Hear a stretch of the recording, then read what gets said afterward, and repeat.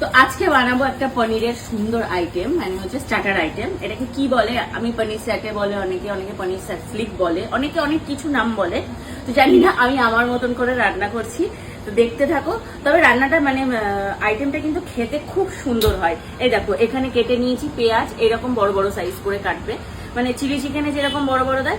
একটা পেঁয়াজকে 4 ভাগ করে নিয়েছি আমি, এই যে 4 ভাগ করে নিয়েছি। ক্যাপসিকাম নিয়েছি এরকম বড় বড় সাইজ করে কেটে। এইবার পনিরটা কাটবো। এই দেখো, এইরকম একটা বড় সাইজের পনির। এইটাকে আমি কিভাবে কাটবো দেখো, এই যে একটা ভাগ করলাম, এই যে টোটাল এই যে 3 ভাগে ভাগ করলাম ব্যাপারটাকে। দেখো সবকটা কিন্তু সমান হয়েছে, সবকটা ভাগ সমান হয়েছে। এখান থেকে এই যে 1, এই যে 2, আর এই 3, 4, টোটাল এখান থেকে আমি এই যে এইভাবে পিস বার করে নিলাম, 16 পিস বার করে নিলাম। একটা পনির দিয়ে 16 পিস হবে। এইবার এটাকে কি করব সেটা তোমাদেরকে দেখাচ্ছি। কি করব তার আগে হচ্ছে আমাকে এই পনিরগুলোকে একটু ম্যারিনেট করতে হবে। কি দিয়ে ম্যারিনেট করছি দেখ। এখানে পনির শাকের জন্য আমি সমস্ত কিছু দেখো সামনে রেডি করে নিয়ে বসে গেছি। কর্নফ্লাওয়ারটা আনা হয়নি, আমি এনে নিচ্ছি। এই যে প্রথমেই এর মধ্যে নিয়ে নিয়েছি এই যে পনির কেটে নিয়েছি ডুমো ডুমো করে। তারপর এখানে পেঁয়াজ, টমেটো, ক্যাপসিকাম, এগুলো এখানে থাক কাটা। এইবার আমি রেডি করব একটা ব্যাটার। এই ব্যাটারে প্রথমেই দেবো এই যে টক দই, অল্প করে টক দই দিলাম, কারণ এইটাই হচ্ছে পনিরের গায়ে লাগানো হবে। তো এই ব্যাটারটাকে দেখো কিভাবে বানাচ্ছি। আদা রসুনের পেস্ট, আমি কেনা আদা রসুনের পেস্টই ইউজ করছি, কারণ ওইদিকে এখন কাজ চলছে, এখন ওইদিকে যাওয়াও যাবে না। তো এই যে একটু আদা রসুনের এই যে পেস্ট, যেহেতু অনেকটা পনির আমার আদা রসুনের পেস্ট এতটা লাগবে, দিলাম। এইবার দেবো তন্দুরির মশলা, যেমন হয় স্যাটের মশলাটাও কিছুটা সেরকমই হবে, শুধু তন্দুরি মশলাটা দেবো না। দিচ্ছি ধনের গুঁড়ো, এই যে এখানে দিলাম ধনে গুঁড়ো। এই যে অনেকটা যেহেতু আছে আমার লাগবে এতটা, এতটা জিরে ধনের গুঁড়ো আমার লাগবে। টক দইও হয়তো আরেকটু লাগবে, আমি আগে বানিয়ে নিই তারপরে দেখছি। এই যে দিলাম শুকনো লঙ্কার গুঁড়ো, দিলাম একটু গরম মশলা, দেখলে একটু গরম মশলা দিলাম। তোমরা আগের দিন দেখলাম অনেকেই কমেন্ট করেছো তন্দুরিতে গরম মশলা কে দেয়, দিয়ে একবার খেয়ে দেখো, আশা করি ভালো লাগবে। এবার দিয়ে দিচ্ছি এর মধ্যে এই যে জিরের গুঁড়ো, এতটা জিরের গুঁড়ো গেল। যেহেতু পরিমাণটা এই দেখো এতটা, তো যার জন্য মশলা কিন্তু একটু লাগবে। আবার কেউ কমেন্ট করো না এত রিচ বা কিছু, না হলে মানে একদম ফ্যাকাশে লাগবে, টেস্ট লাগবে না। আর এটা তো ফ্রাই হবে তারপরে। তো এবার দেবো একটু গোলমরিচের গুঁড়ো, একটু বেশি করে গোলমরিচের গুঁড়ো দেবো। এইবার দেবো হচ্ছে এতে এই যে সয়া সস। বাবা, সয়া সসটার মুখটা এই দেখো, এই এতটা সয়া সস, এটা যেহেতু ডার্ক সয়া সস, এইটুকুনি দিলেই যথেষ্ট।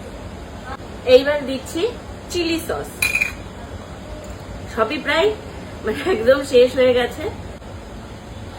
এইবার এর মধ্যে একটু দিয়ে দেব কর্নফ্লাওয়ার, খুব বেশি নয়, অল্প দেবো, কেননা অনেকে এটা আলাদা করে ব্যাটারে দিয়ে তারপরে হচ্ছে তোমার চুবিয়ে ফ্রাই করে, অনেকে আবার একবারে ম্যারিনেশন করে সেটা দিয়েও ফ্রাই করে। এটা অনেক রকম পদ্ধতি হয়। এবার যেটা তোমাদের যত তাড়াতাড়ি সুবিধা মনে হবে, মানে যেটা মনে হবে তাড়াতাড়ি হবে সেটাই করবে, না হলে আলাদা করে আবার ম্যারিনেশনের ঝামেলা করতে হয়। এই যে এবার দিয়ে দেবো এর মধ্যে নুন, এই চলে গেল নুন, আর একটু লাগবে যেহেতু অনেক ইয়ে আছে। তো চলো এবার ম্যারিনেশন শুরু করি। সুন্দর করে এটাকে একদম দেখে দেখে সুন্দর করে ম্যারিনেট করে নিতে হবে। জল দেবে নাকি? না, জল দেবো না, কোনো জল টল কিচ্ছু যাবে না, পুরোটাই দই আর মশলার উপর, দই আর মশলার উপরেই হবে। এই যে সুন্দর করে সাইড থেকে যে পনিরটা আমি কেটে নিয়েছিলাম, একটুখানি এক্সট্রা ছিল, সেই পনিরটা আমি এর মধ্যেই একবারে ম্যারিনেশনে দিয়ে দেবো, টেস্ট আরো ভালো লাগবে। দেখো কালারটা কেমন এসছে। তোমরা চাইলে এর মধ্যে কাশ্মীরি লঙ্কার গুঁড়ো দিতে পারো যদি লাল লাল কালার কেউ পছন্দ করো, কেননা ফ্রাই হলে একটু লাল লাল কালার থাকলে ভালো লাগে। এই দেখো এখানে আমি নিয়ে নিয়েছি সবটা এক জায়গায়। এর ওপরে এইবার এই ইয়েটা দিয়ে দেবো, এই পুরো ব্যাটারটা এর মধ্যে দিয়ে দিলাম, দিয়ে এটাকে সুন্দর করে ম্যারিনেশন করে নেব। আমরা যেহেতু আজকে লোক বেশি, ওই জন্য একটু বেশি পরিমাণে বানিয়েছি। তোমাদের বাড়িতে যেমন লোকজন হবে বা তোমরা যে কজন খাবে সেইভাবে তোমরা বানিয়ে নেবে। এই যে সুন্দর করে এটা দিয়ে দিলাম, দিয়ে এইবার এটাকে এর মধ্যে ম্যারিনেশন করে সবকিছুর সাথে মাখাতে হবে, পনির থেকে শুরু করে ক্যাপসিকাম থেকে শুরু করে সব কিছুর সাথে আস্তে আস্তে করে মাখাবে, পনির ভেঙে যেতে পারে না। এবার রেডি হবে হচ্ছে এটার ব্যাটারটা। যেহেতু আমার এখানে দেখো এইভাবে করেছি আমি, ওই জন্য আমি হালকা করে একটু ব্যাটারেও চোবাবো। তো সেই জন্য এবার দেবো হচ্ছে, তোমরা অনেকেই আমাকে এর আগে বলেছিলে টক দইটা একটু কোনো শুকনো কাপড়ে চেপে নিলে কি হয়, জল জল ব্যাপারটা থাকে না, কিন্তু ওটা আজকে সময় পাইনি, তার জন্য এই যে একটু করে রেখেছি। এইবার হচ্ছে আমি আলাদা করে ব্যাটারের জন্য এখানে নিয়ে নিয়েছি কর্নফ্লাওয়ার, তার মধ্যে দিচ্ছি একটু এই যে গোলমরিচের গুঁড়ো, গোলমরিচের গুঁড়ো দেবো একটু, এই যে। আর দেবো হচ্ছে এই যে ডিম, একটা ডিম দিয়ে দেবো ভেঙে, একটুখানি নুন দিয়ে দিলাম এর মধ্যে। আর দেবো এই ধনে পাতাটা, ধনে পাতাটা এর মধ্যে দিচ্ছি যখন ব্যাটারে গোলাবো, যেটা গায়ে লাগবে লাগবে, না লাগবে না লাগবে। কারণ ধনে পাতা বা পার্সলে পাতা দিলে ভালো হয়, পার্সলে পাতাটাও এর সাথে খুব ভালো যায়। যেহেতু আমার ঘরে পার্সলে পাতা নেই তাই ধনে পাতা দেবো, কিন্তু টেস্টটা খুব ভালো লাগে। এই যে চলো এবার এটাকে আমি একটু সুন্দর করে রেডি করে গুলে নিই। এবার দেবো এর মধ্যে একটু জল, এই যে সুন্দর করে গুলে নিলাম। এবার হালকা হালকা করে আমি এতে জল বাড়াবো। এখানে এই যে সুন্দর করে আমি ব্যাটারটা রেডি করে নিয়েছি, ব্যাটারটা এই যে দেখতে দেখো এরকম হয়েছে। এইবার যে মেন কাজ আমার সেটা হচ্ছে এইটাকে গাঁথা, এই যে একটু এই পিনের মধ্যে, এটাকে কি টুথপিক নয়, এটা টুথপিকের থেকে একটু বড় সাইজ। তোমরা এই পিনগুলো মানে এই কাঠিগুলো যে কোনো দশকর্মার দোকানে পেয়ে যাবে, আমি দশকর্মার দোকান থেকে নিয়ে এসেছি। এবার এটাকে কি করে কাঠি দেয়, এখানে কড়াই আমি গরমে বসিয়ে দিয়েছি, কড়াইয়ে এবার ঢেলে দেব তেল, একদম ডুবো তেলে ভাজতে হবে, যেহেতু আমাদের বেগুনিও হবে, তারপরে হচ্ছে পনির সাথে হবে। একদম এই যে তেল একদম কড়াই ভরে ঢেলে দিতে হবে, তেলটা গরম হতে হতে ওদিকে আমাদের কাঁথাও কমপ্লিট হবে। এই দেখো, তো এখানে আমি এখন পনির শাকের এটা গেঁথে নেব। প্রথমেই দিয়ে দিচ্ছি একটা এই যে ক্যাপসিকাম, আস্তে আস্তে করে করবে, তাড়াহুড়া করলে কাঠি ভেঙে যেতে পারে, তারপর দুর্ঘটনা ঘটে যেতে পারে। এই যে একটা টমেটো, এই যে টমেটো দিয়ে দিলাম, পেঁয়াজ হলো। এইবার দিয়ে দেবো একটা পনির, সুন্দর করে একটা পনির দিলাম। আবার সেম ওয়েতে একটু নামিয়ে নামিয়ে দিলাম,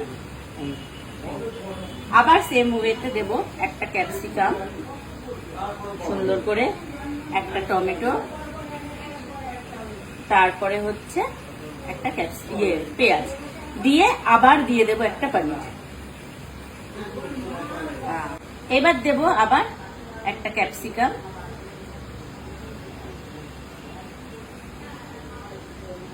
এই যে একটা টমেটো, সুন্দর করে ঢেকে দিলাম একটা পেঁয়াজ দিয়ে। দেখো ভালো লাগছে না দেখতে? এই প্রথমে দিয়ে দিয়েছি একটা ক্যাপসিকাম, এই যে তারপরে দেব হচ্ছে একটা পেঁয়াজ, এই যে সুন্দর করে গেঁথে দিলাম একটা পেঁয়াজ, একটা টমেটো, এই যে। এইবার দেব হচ্ছে একটা পনির, এইবার তার মাঝখানে দেব হচ্ছে একটা পেঁয়াজ, এই যে। যে যেরকম ভাবে এটাকে সুন্দর করে তোমরা একটু রেডি করে নিও, খেতে ভালো লাগবে, মানে যেভাবেই করো না কেন এটা এমন একটা জিনিস খেতে খুবই ভালো লাগবে। এইবার দিলাম হচ্ছে একটা পনির আবার, এই যে। এইবার পুরো ব্যাপারটাকে আমি সুন্দর করে এই যে একটু মশলা ফসলা মাখিয়ে ঢেকে দেব। ঢাকার জন্য এবার দেব হচ্ছে আবার একটা ক্যাপসিকাম আর দেব হচ্ছে এই যে পেঁয়াজ।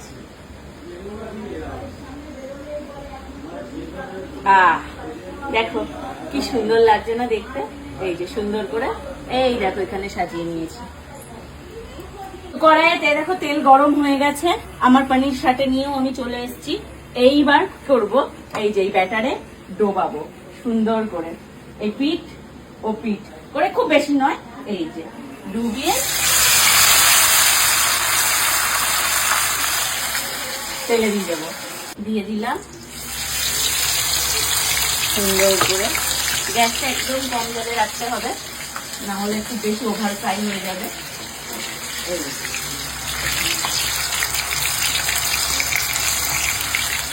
ভালো লাগছে না দেখতে? খেতে ভালোই হবে নিশ্চয়, দেখেই কেমন একটা ভালো লাগছে।